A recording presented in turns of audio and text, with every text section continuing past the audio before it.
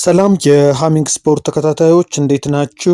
የዓለም ዋንጫ ቀሪ የጨዋታ ውጤቶችን ወደ እናንተ እናደርሳለን። ቀደም ሲል ሊዮኔል ሜሲ የዓለም ዋንጫ የምንጊዜም ከፍተኛ ጎል አስቆጣሪነቱን በተመለከተ ስንገልጽ የአርጀንቲና ብሔራዊ ቡድን ኦስትሪያን 2-0 ማሸነፉን ገልጸን ነበረ። ቀሪ የተደረጉ ጨዋታዎችን ደግሞ እንመለከታለን። የፈረንሳይና የኢራቅ ጨዋታ በአየር ንብረት ምክንያት ለተወሰነ ደቂቃ ተቋርጦ ነበረ። ከዛ በኋላ ነው ቀጥሎ የተጠናቀቀው። ፈረንሳይ በኪሊያን ኤምባፔ ጎል 1-0 እየመራች በነበረበት ሰዓት ነው ይሄ ጨዋታ ተቋርጦ የነበረው። በዓለም ዋንጫ ፈረንሳይና ኖርዌይ ወደ ጥሎ ማለፉ ሲሸጋገሩ ሴኔጋል በድጋሚ ተሸንፋለች። በ23ኛው የዓለም ዋንጫ የምድብ 9 ሁለተኛ ጨዋታዎች ሲካሄዱ ኖርዌይን የገጠመችው ሴኔጋል 3-2 የተረታች ሲሆን ለኖርዌይ ማርከስ ፔደርሰን እንዲሁም ኤርሊንግ ብሮት ሃላንድ ሁለት ግቦችን ሲያስቆጥሩ ለሴኔጋል ከሽንፈት ያልታደጓትን ግቦች ያስቆጠረው ተጫዋች ደግሞ ኢስማኤል ያሳር ነው። ይህ ውጤት ሁለተኛ ተከታታይ ድሏን ያገኘችውን ኖርዌይን ወደ ጥሎ ማለፍ ሲያሻግራት ሴኔጋል በጥሩ ሶስተኛነት ወደ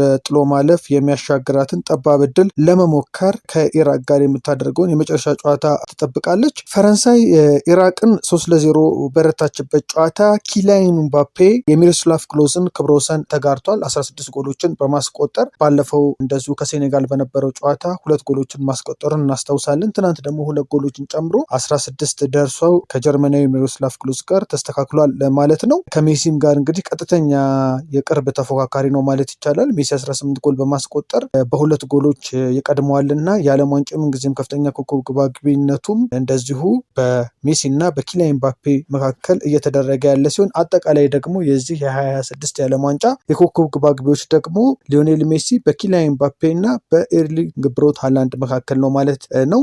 ሜሲ 5 ጎል አስቆጥሯል። ኪሊያን ኤምባፔና ደግሞ ኤርሊንግ ብሮት ሃላንድ 4 ጎሎችን አስቆጥሯል እና በቀጣይ ጊዜ ገና ውድድሩ የሚቀጥል ስለሆነና እነዚህም ቡድኖች በቀጥታ ቀሪ አንድ ጨዋታ እየቀራቸው ወደ ቀጣዩ ዙር ያለፉ እንደመሆናቸው መጠን የተሻለ ርቀት ሊሄዱም ስለሚችሉ እነዚህ ተጫዋቾች በከፍተኛ ኮከብ ግባግቢነቱ እንደዚሁ እንደሚወዳደሩ ይጠበቃል ማለት ነው። ንጋት ላይ በተደረገ ጨዋታ ደግሞ አልጄሪያ ዮርዳኖስን 2-1 አሸንፋለች።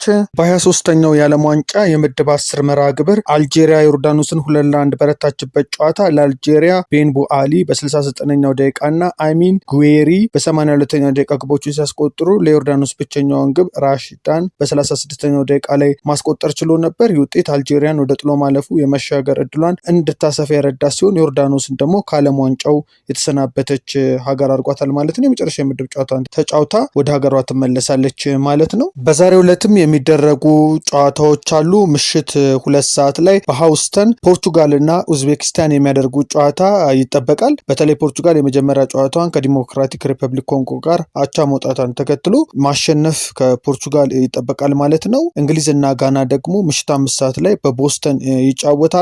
ሌሊት 8 ሰዓት ላይ ደግሞ ፓናማና ክሮሺያ በቶሮንቶ ጨዋታቸውን ሲያደርጉ ኮሎምቢያና ዲሞክራቲክ ሪፐብሊክ ኮንጎም ደግሞ እንደዚሁ ከሌሊቱ 11 ሰዓት ላይ በጓዳላጃራ ጨዋታቸውን የሚያደርጉ ይሆናል። የዓለም ዋንጫን የምድብ ጨዋታዎችን ውጤቶች ወደ እናንተ ማድረሳችንን እንቀጥላለን። ሃሚንግ ስፖርትን ሳብስክራይብ በማድረግ ተከታተሉ፣ ሼርን በማድረግ ለሌሎች አጋሩ። ከዓለም ዋንጫ ጨዋታዎች ጋር መልካም ቀን። ሃሚንግ ስፖርት በሀገራዊና ዓለም አቀፍ ስፖርታዊ ጉዳዮች ላይ የሚያተኩር ዝግጅት።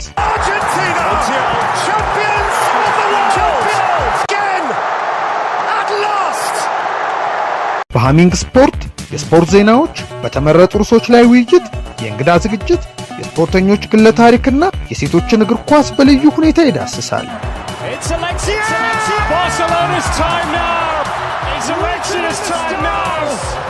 ሃሚንግ ስፖርት ስፖርትን ቀዳሚ ዘይቤ በማድረግ ስኬትን በተግባር እናረጋግጥ።